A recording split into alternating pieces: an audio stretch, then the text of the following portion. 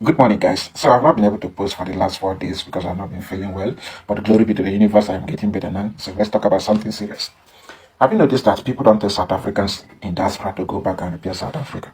People don't take Kenyans abroad to go back home and fix Kenya. But Nigerians in diaspora, like Nigerians outside Nigeria, are constantly told to go back home and fix Nigeria. Likewise, Somalis outside Somalia, Zimbabweans abroad, they are constantly told to go back home, go and fix your country. And don't get it twisted. This is not about hatred towards Nigerians, Somalis, Zimbabweans. No. This is about global perception. So it has nothing to do with xenophobia, xenophobic, jealousy. It has nothing to do with your skin color. The world does not tell everyone to go back home. The world tells people from failed countries to go back home. Let's call it spade a spade. People from failed countries don't get sympathy from the world. They get judgment and reminders. People from failed countries are not seen as individuals. They are seen as evidence of a corrupt society, evidence of corruption normalized in a society, evidence of abandoned systems, evidence of a nation that stopped fixing itself, evidence of people that stopped correcting themselves, evidence of a collapsed society, a collapsed state. Yes. So you don't get sympathy when your state collapses. You get reminders. A reminder that your institutions don't work, your leaders failed, your society tolerates corruption, your society tolerates dysfunction for far too long, to a degree that you ran away. The world does not care about your history, the world does not care about your potential, your excuses. The world cares about stability, results, order. The world does not care about how hard it was before you leave. The question is, why did you leave? And whether you like it or not, in global politics, failure has consequences. Yes. So, as a citizen of a failed country, you are forced to carry the stigma that comes with failure. You are forced to carry the burden, the shame that comes with a collapsed society. It doesn't matter how successful you are overseas, how intelligent, how smart, how educated you are overseas. It doesn't matter. The world knows a failed state when it sees one. And whether you agree with me or not, Nigeria has been placed on that list. Unfair or not, it doesn't matter. This is why if you are traveling with Nigerian passport today, it is not longer a document. It becomes explanation. Your passport as a Nigerian today is explanation paper. You are going to explain a lot at any airport that you are stopped. Yes. Likewise, Somali passport. If you are traveling with Somali passport today, you have a lot of explaining to do. Zimbabwe passport as well. So don't get it twisted. You are forced to carry the shame that comes with a collapsed society as a citizen. It is not about hate. It is just global perception. The world categorized countries silently, no press release, no public announcement. Some countries are categorized as broken, permanently unstable, lawless, leaderless, chaotic. Some countries are categorized as, governable, feasible, serious, predictable, reliable. All in all, if failure lasts too long, sympathy will disappear. Yes. So when you look at Kenya today, Kenya is not perfect, but Kenya is fixing itself. When you look at South Africa is not perfect, but South Africa is functional, and the society is also well structured. South Africa is fixing itself as well. Nigeria, on the other hand, overseas, the citizens excel, they thrive, but the country is nothing to write home about. That is confusion. There's nothing to admire. Yes. And whether you agree with me or not, the world distinguishes between a troubled state and a broken one, a failed state and a strong state, a fragile state and a failing state, a collapsed state and a failed state. Nigeria is a fragile state. Zimbabwe, a weak state. Somali, a failed state. Guess what? Kenya, a strong state. South Africa, a strong state. And please allow me to die before you bury me. Nobody's saying that South Africa is a perfect country or Kenya is a perfect country. But like I said, the world distinguishes between a broken state and a troubled state. Let's say South Africans in diaspora are from a troubled state. Kenyans in diaspora are from a troubled state. But Somalis overseas from a failed society, a broken state. Nigerians abroad from a fragile society, a broken state. Zimbabweans overseas from a weak society, a broken state. Alright? So at the end of the day, when push comes to shove, as a Nigerian overseas, regardless of how successful you are, you will be judged according to your country of origin. Likewise, Zimbabweans, Somalis abroad. Okay? It is not about hatred towards anybody. It is based on perception. Okay? And one thing is clear. The moment your country is listed among failed countries, your passport stops being a document. It becomes an explanation. Okay? You're no longer an individual. You become a walking national apology. So as a Nigerian overseas, you are not told to go back home because you are useless. You are told because the world believes that your country has stopped fixing itself. Oh yes, girls abroad are not reminded to go back home on daily basis. South Africans abroad are not reminded to go back home and visit South Africa. No. But Somalis, Nigerians, Zimbabweans overseas are constantly reminded to go back home, go and visit their country. So until Somali, Nigeria, Zimbabwe build institutions over personality, the citizens will never be respected. A country must prove it can govern itself before the citizens will be respected. I'm making a follow-up video from the video I made yesterday. I understand our comprehension is not the same. This is not necessarily to say you're stupid. It's just to say maybe certain topics get you emotional. And because they get you emotional, maybe you don't listen just with a sober ear. And you end up missing certain points. Number one, people that are coming into your country without proper documentation are illegal foreigners, undocumented immigrants. That is a crime. I at no point tried to defend that and said it's not. No, it's a crime. It's wrong according to the laws that most of society have agreed with.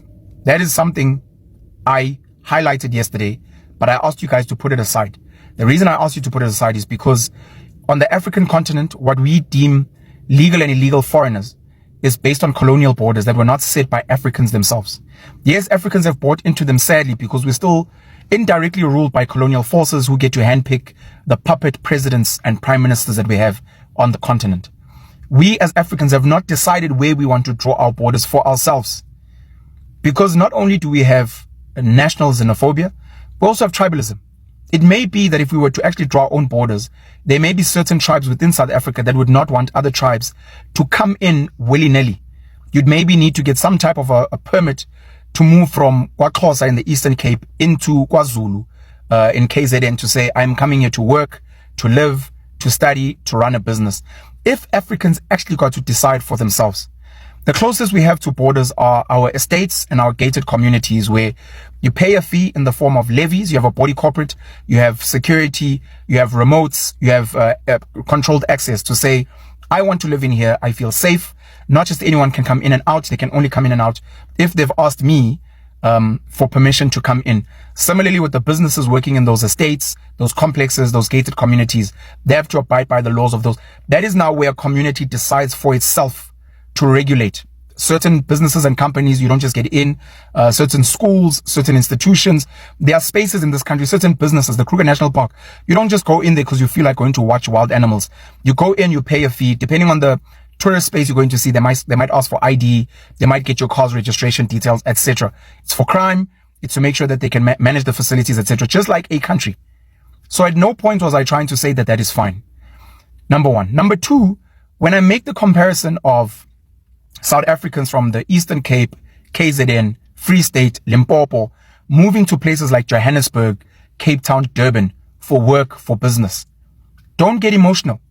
I'm trying to highlight something for you to understand. I know it's an emotive topic.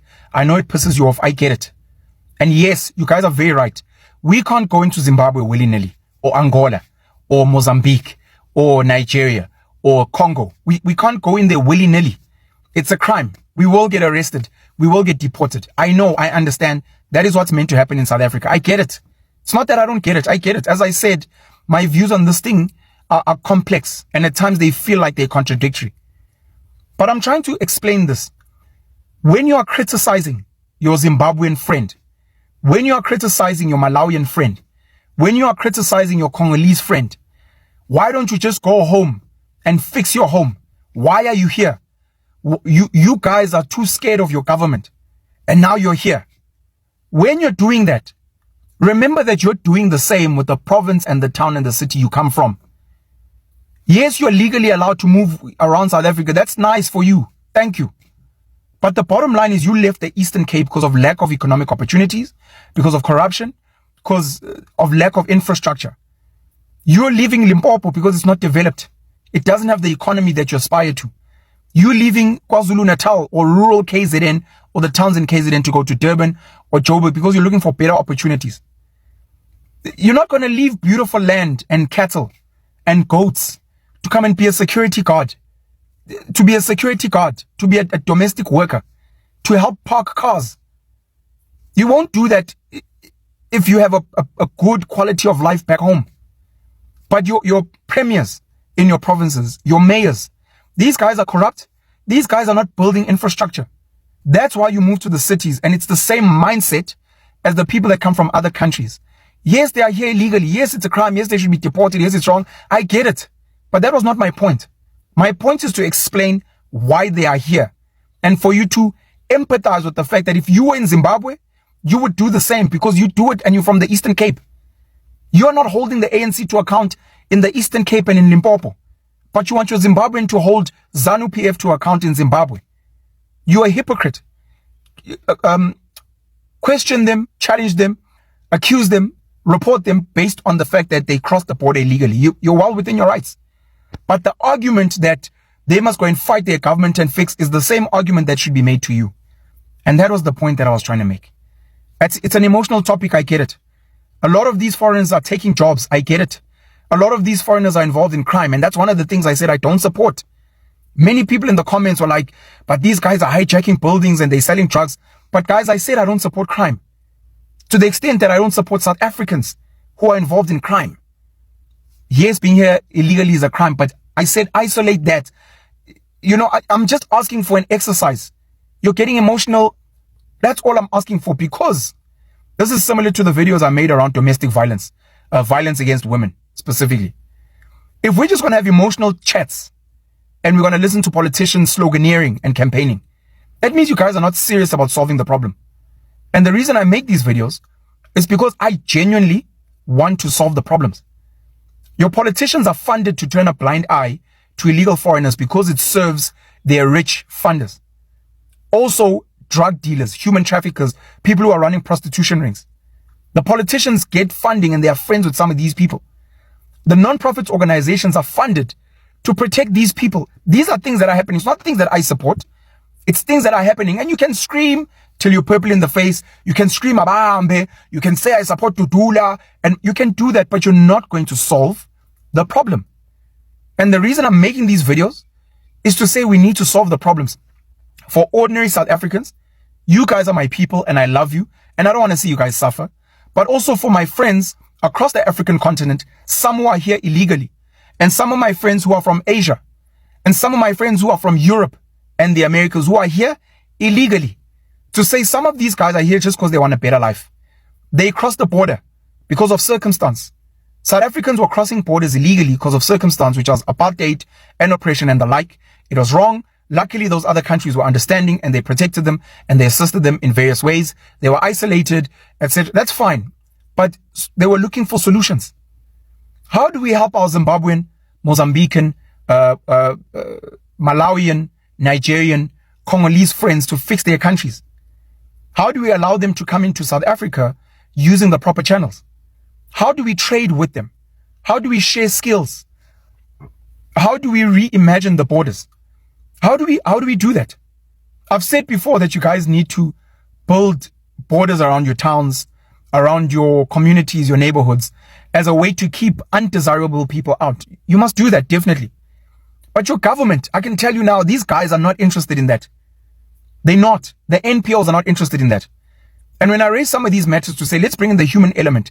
Let's explain that your Checker 6060 guy, the lady doing your hair, the guy cutting your hair, the guy who's helping you park your car, those are illegal foreigners here. And I'm saying not all of them are peddling drugs and are criminals and are arrogant. How do we have conversations with them? Because clearly our governments are fucked. How do we have conversations with them to say, guys, how can we help you? How can we help you maybe make money in South Africa so that you can go back home and build an economy there and then help us trade with each other?